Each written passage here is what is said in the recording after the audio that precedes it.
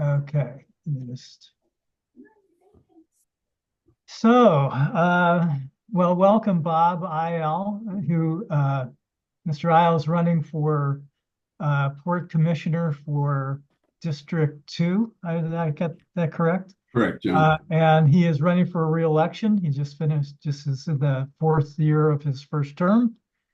And we're excited to hear what he has to say. So, Bob, I'm going to give you a little few minutes here to just talk a little about yourself and why you're running for re-election, and anything else you might want to tell us in a few minutes to get us going. Sure. Yeah. First off, thanks for having me again. I appreciate you guys giving me the opportunity to share with you this evening. And I have very much enjoyed my first term at the Port of Olympia, and I think we've made some really good improvements, and I feel good about the last 3.5 years, and look forward to continuing that good work. Uh, my name is Bob Iyall. I am running for Port Commissioner of District 2. I'm pretty much a lifelong Thurston County resident. I grew up south of Tumwater down on what's now 113th. We used to call it McCorkle Road when I grew up there, but I grew up on a farm down there, and went to Tumwater schools, graduated from Tumwater High School. From there, I tried a year of college and wasn't quite ready for that yet. So I started a career in construction. I joined the Bricklayers and Allied Craft Workers Union, and I had a 37-year career with that trade. And so I am currently a retired member of the Bricklayers and Allied Craft Workers. Um, Towards the end of my career, which I guess, by the way, when I joined, we had a 35-year provision, a 35-year for early retirement. If you had 35 years and at least 35,000 hours worked, you could retire with full benefits. And so I was one of the fortunate ones that I was a mere 56 years old when I was able to retire with full benefits. And so I had taken that opportunity, and I wasn't ready to just give up working, and enjoyed working. I went back to school at that time. Earned a Bachelor of Science degree in business management, and followed that up with a master's degree in business administration. My original plan was to start my own business. However, I saw, as a member of the Nisqually Indian tribe, I became involved with our tribe's economic development, and I took that education and my life experience, and for the past 10 years, I was the CEO of the Medicine Creek Enterprise Corporation for the Nisqually tribe.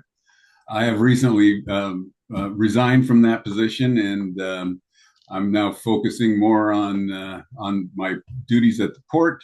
And I am married. My wife and I are getting ready to celebrate our 30th anniversary here in a few days, and have three daughters and five great, not great grandchildren, but great grandchildren, and enjoy spending time with them. And I've decided I'm an excellent golfer, so I keep practicing that, and hopefully one day that will actually be true. So um, that's uh, that's pretty much about me, and yeah. Okay, well, in your questionnaire response, you stated that you were running for re-election because you have a deep commitment to continue the mission of the port for the people of Thurston County. That's a quote. Yes. Could you elaborate on that? What does that mean? Well, like I mentioned earlier, I do think that we've made some great improvements at the port over the last 3.5 years. I think we've had some a lot of turnover. There's a lot of new staff. I'm sure you're aware that we have a new executive director, and Alex Smith. She's been there just over a year now. The culture of the port, in our staff is much improved. We've got some tremendous projects going on, like the Bud Inlet sediment cleanup. That project, I certainly want to see that continue and come to a positive conclusion, so that we can get Bud Inlet cleaned up, and hopefully some habitat restoration follows right up with that sediment cleanup. So that's just one of several things that I think are important to Thurston County, and I would really like to continue that work. Okay. May I ask a quick question, John? Sure. So it looks like Morgan mentioned that she's a timekeeper. Can you give me an idea what our time is here? We're gonna have to wrap it up by what, 6:30? Okay. Yeah, Okay. then we get cut off. Okay. That's the Zoom time goes. Okay. That's fine. I just Yeah, so I put it on my calendar for 15 minutes, so I just wanted to make sure I was yeah. yeah. So just a short, maybe another 20 minutes and Okay, that's fine. yeah. So also based on your question or response, you appear to be a strong supporter of the port's partnership with Weyerhaeuser, and you would consider extending the lease beyond the 2032 expiration date. You said that the log export operations provide good living wage jobs that ILWU and truck drivers and port employees rely upon. But when we talked a few years ago, you had stated that you thought that might have to wind down operations there. There's been, history of losses. I don't know if I know that there was a loss again this first quarter at the marine terminal. And also, I don't know how it squares with your commitment to restoration of salmon and cleanup. So, what's your reasoning? Yeah. Well, just to be clear, I didn't state that I have a strong commitment to Weyerhaeuser. I do have a strong commitment to the people who work at the log yard, and who rely on that for their livelihood. And 4 years ago, when we talked about this, and the wind down part of it was, as I recall, the question was, do I think that the port is viable and in long term, something along those lines. And my response is that if I once I'm elected, and once we determine if the marine terminal is not a viable long-term operation, then we would have to go through a wind down period to bring that to an end. What I've learned since I've become a commissioner is that the marine terminal doesn't have to be a loss leader. There's been some investments in things that didn't pan out, and I certainly don't want to criticize any former commissioners or staff at the port, because I'm certain that they made decisions based on information that they had, and expected those to be good decisions. And but now, however, there's some things like depreciation and that tends to put the marine terminal in a negative. If you look just simply at the operations, the marine terminal is not a huge loss. So hopefully that answers your question, John. Okay. Um, so we asked about the master plan for the future of the Port Peninsula, and your response was that you said that the future isn't about your vision, but about Thurston County residents guided by Vision 2050. And I'm curious as to what you think the community wants on the Port Peninsula in the future, long term. Yeah, well, I Okay. think, I'm sorry, Go go ahead. ahead. Go ahead. Um, yeah, Vision 2050 was, I think, something we should have been paying closer attention to all along. Uh, when I first became a port commissioner, I was certainly aware of the Vision 2050, and we had, I I felt like I understood it fairly well. Um, when I was elected, as you know, we were right in the middle of COVID, and so the planning and the direction that Vision 2050 gave us had kind of been put on a back burner, put on a hold, and really kind of um, um, uh, I don't want to say forgotten about, but it was, it wasn't as it didn't seem to be as important, um, or it wasn't utilized as it should have been during that period. Over since I would say that within the last year, we've gone back and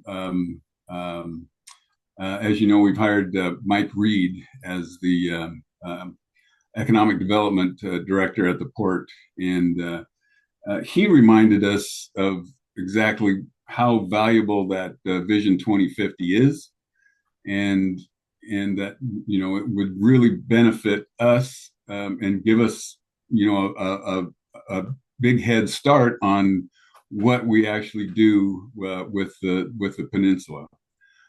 We also, I think, and I'm going to space on the name of the organization, but we had hired someone to develop a master plan for the peninsula that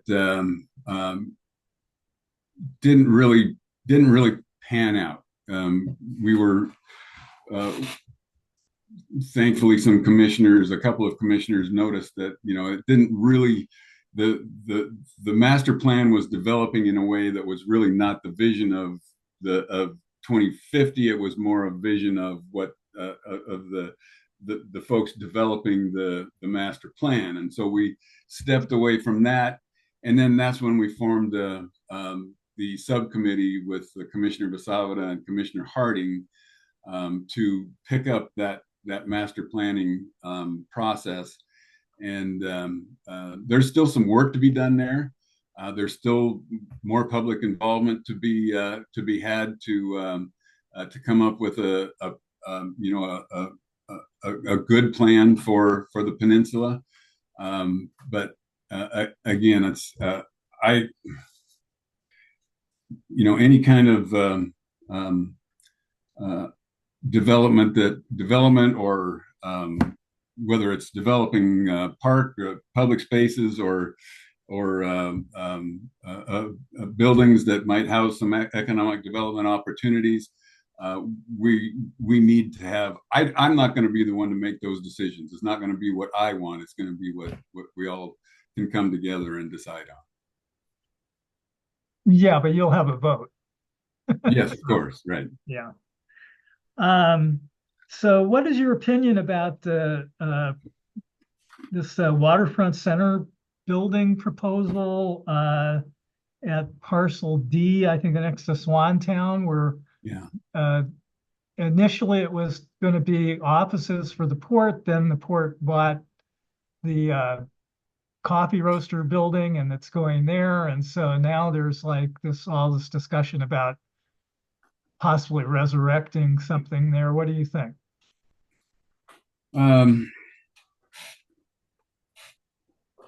so that's, I think that's something that um, something I've learned in my experience as operating business. Things are constantly changing. In fact, I've got two rules that I've operated by with my as in my CEO role with the tribe, and with and life in general. And the first rule is that everything is always subject to change, and the second rule is don't panic, because it is going to change. Things are going to change. So the Marine Center is a perfect example. When we first started talking about that, and I thought that the Marine Center would accomplish a lot of things. I felt like it did fit in with the Vision 2050. I thought it would accomplish not only the port offices, but a new office for the marina. And at the time, we had the estuarium as was going to be like our key tenant there. And that didn't work out. And then the dancing goats opportunity came up. We took advantage of that, and so now we have to really reconsider this waterfront center. What we're gonna do there. And I think we've decided that as a commission that we need to step back and take another look at that before we pull the trigger on, without having that anchor tenant that is really going to be a draw for tourism or public amenities. We're not going to pull that trigger without that. So Okay.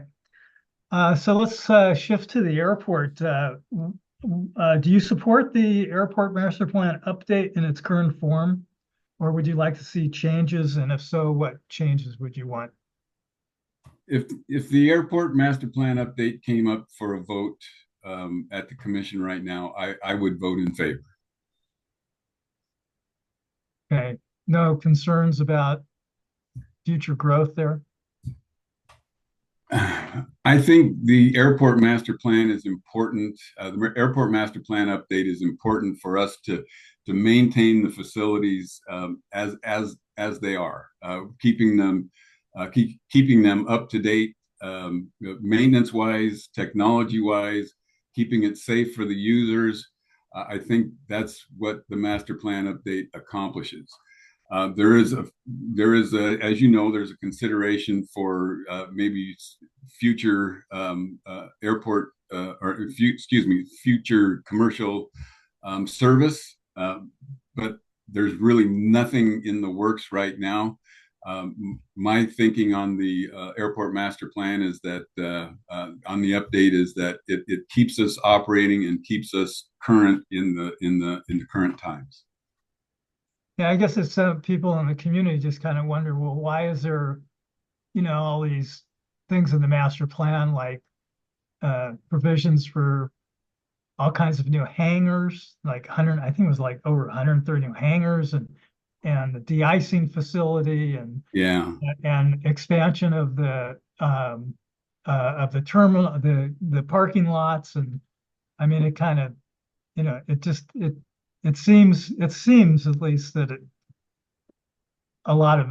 could mean a lot of growth, and a lot of people in the community are upset about that. yeah. I understand. I understand that. I uh, I don't believe that, like the de-icing thing. I don't see a situation for that anytime soon. If there was a situation we needed a de-icing station, it would have to be well contained and maintained, and be perfectly safe. But as far as expansions, expansions are going to be for hangars. That would be, demand would trigger that. It's not something we just plan to go out and build a bunch more hangars. Okay. So on the airport property, there's this uh, Swire situation, and you Mm, voted in favor of the Swire lease, which mm, is currently being held up for the lack of an HCP. correct. Um, for those of you, that's a habitat conservation plan. Um, do you think that the Swire bottling facility at the airport is a good idea? Do you still believe that? And does the loss of prairie habitat concern you? Does the loss of water for future needs of the residents of Tumwater concern you?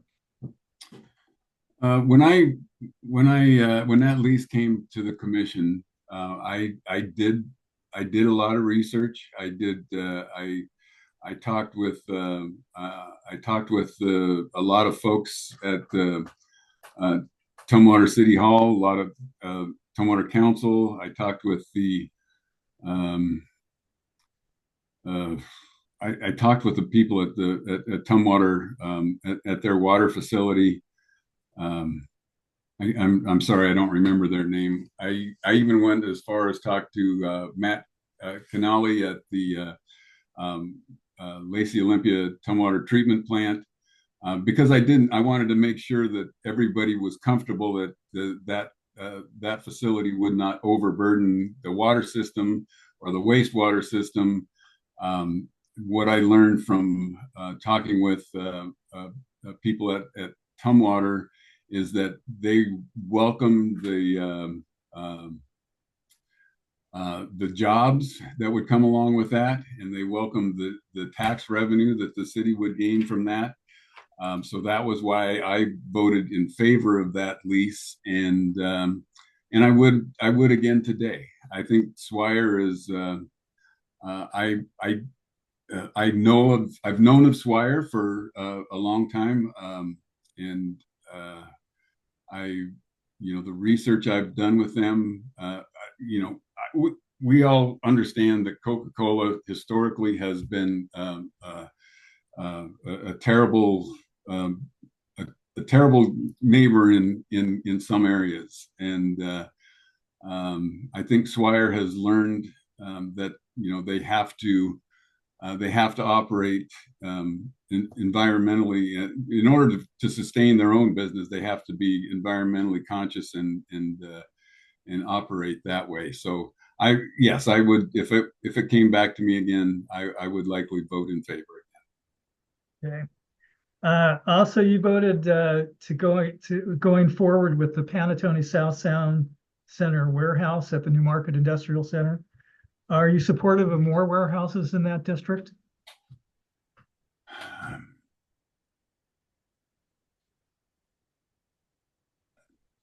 John, I can't say I'm a huge fan of warehouses. I do think that there is, um, I mean, if I would, Well, if I guess, they're already working on the second one, right? right, yeah, and but at this point, uh, again, I'm not a huge fan of warehouses. I live in the Hawks Prairie area, and there's a lot of warehouses out here. There's a lot of truck traffic, and I understand people's concerns but I also understand that people are going to continue to are going to continue to shop. They have to have goods and products delivered to their stores and or to their homes directly these days. So whatever that again, I can't say I'm in favor of a bunch of warehouses, but at the same time, if that's what the market is going to demand, then if we can make it a benefit for the community, then that's what we'll do.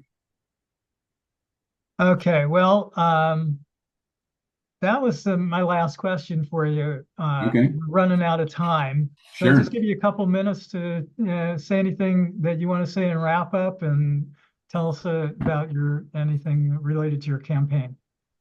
Yeah, sure. I mean, I haven't. I'm just now getting started. Really, this is my. Yeah, I think this is my first interview. So I'm really just now kind of getting my campaign started up. I should have my website live this week. And it's just two candidates in this race, so we will skip the primary and just go right to the general election. Um, uh, Gosh, I think um, um, I guess the final thing I'd just like to say is that I am I'm well aware that this is a nonpartisan race, and I am committed to considering everybody's needs in Thurston County as it relates to the port. The Port of Olympia is, like I said, I'm proud of the progress we've made over the last 3.5 years, and I think we can continue to make positive progress. And I think one of the things that I'd um, really like to see the port do is be more involved with South County projects and helping economic development in the more rural South Thurston County, whether that's through somehow supporting agricultural efforts. I was at the Tenino Ag Park grand opening this afternoon, and that's a great facility, and they're really working hard to support farmers and farmers of cattle and farmers of produce, and I would like to see the port get more involved in that arena. So Yeah, yeah, so that's good. that's what are my hopes and dreams, I guess, John. Yeah. Well, thanks so much. We'll be in touch with you. The end of June is when we Okay, make our decision about who to support. We talked to your opponent, Jerry Toompas, yesterday, okay, and so we've got both of you on record now, all right, and good. we'll see how it goes. So thanks Okay, so much. yeah, thanks for the opportunity. You're welcome. All right, good night.